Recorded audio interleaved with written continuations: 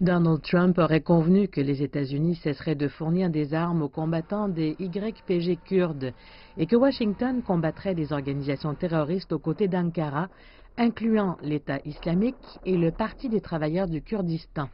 Les deux dirigeants ont aussi discuté de l'achat par la Turquie d'équipements militaires en provenance des États-Unis.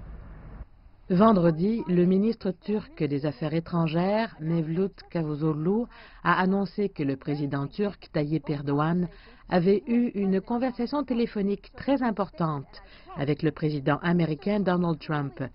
Mevlut Cavusoglu a annoncé, et je cite, que M. Trump a clairement déclaré qu'il avait donné des instructions claires et que les YPG, les unités de protection du peuple, ne recevraient pas d'armes et que ces absurdités auraient dû se terminer il y a longtemps.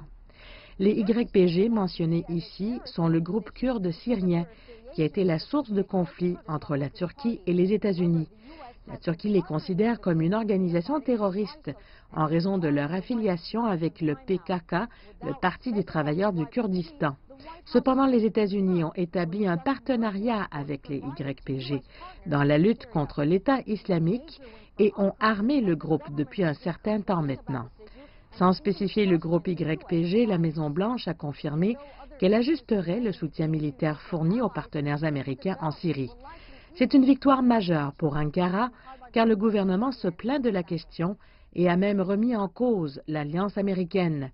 Bien que d'autres problèmes subsistent parmi les deux alliés de l'OTAN, ce développement devrait atténuer quelque peu les tensions.